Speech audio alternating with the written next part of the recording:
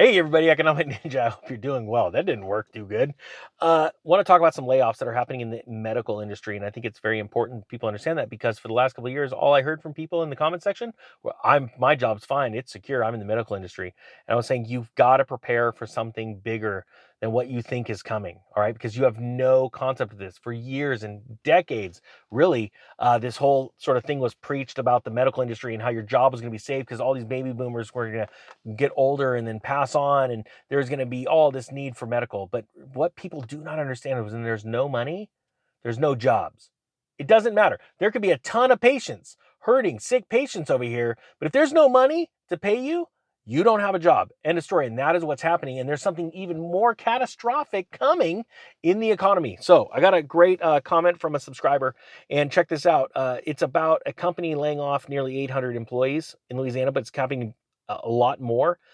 This is what he has to say, and then I'm going to read the story. He says, this seems to be happening all over the area. Regional hospitals on the entire Gulf Coast are starting to lay off employees. I am a provider in the Navy and work side hustles at other facilities. They are cutting back everyone's hours. If you are in the medical industry right now and you are seeing this happen, please put it down in the comment section so other people can learn and what's going on. If you're hiring, put it also in the comment section so that people that may be getting laid off can leave. That's what Ninja Nation's all about. A community of people around the world that are prepared and not scared, okay? We do not want to see you guys lose your jobs, but I want you to be prepared for it just in case it happens, because that's the true blessing, okay? This is entitled Oshner to lay off nearly 800 employees in Louisiana and Mississippi as supply costs rise. So start thinking about hospital administrations and what they're dealing with right now. And again, there's tons of sick people, right? Right? But how much is the insurance companies willing to pay to get them well? How much are the supplies costing? How much does the insurance companies or can the customers actually pay for those rising prices for materials and things like that? When it all comes down to it, if there's not enough profit, they need to lay people off. That is the first line of defense in a CFO's, bucket of tools or weapons when it comes to fixing their balance sheet. That is layoffs. They start to cut the fat. All right, this is out of Baton Rouge, Louisiana. Osher Health is planning to lay off nearly 800 employees across Louisiana and Mississippi. The CEO, Pete November, sent a message to staff on Thursday, May 11th, informing them of pending layoffs. November stated, I keep thinking that's a date. That's actually his name. I'm Pete November. Pete November stated 770 employees, which represent about 2% of the team, will be out of a job. So that's not a lot on a percentage basis when you're talking about layoffs. Officials report the layoffs won't affect doctors, nurses, and other patient-facing staff.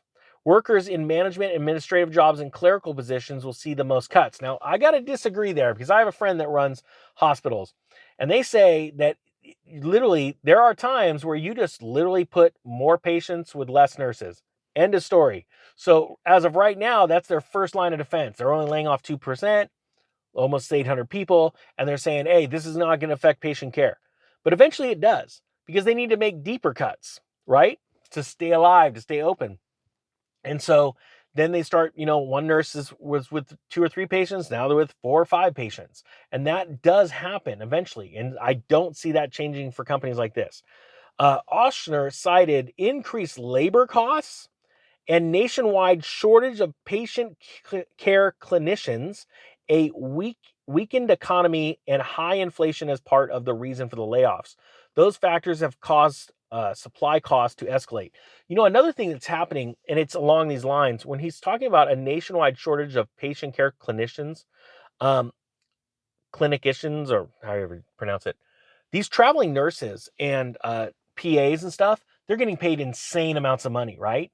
Because there's not as many of them. And it's almost like it's turned into this hybrid, its own underground healthcare system where, because you get paid so much more, like, who wants to show up to the same hospital every day, right? You sort of get tired of it. It's like any job. We all get tired of the same walls, the same people.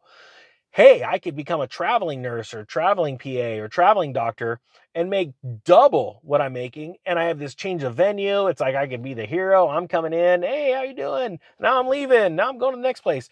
And it's turned so many full-time, at the same place employees into these traveling employees. As a matter of fact, there is a really neat way of making money. There has been for a few years here where people in the healthcare industry will buy a house and set it up like an Airbnb, but only for medical people, medical professionals.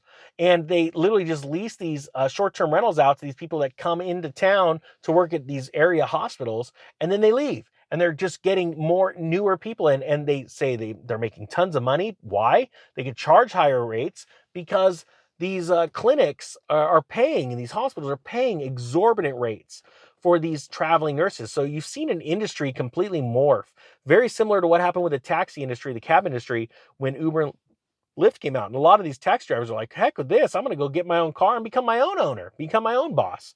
So you're seeing that right now in the healthcare industry. So as those costs explode and companies like this have to pay higher wages for traveling medical staff to come in, they have to lay off people. Okay.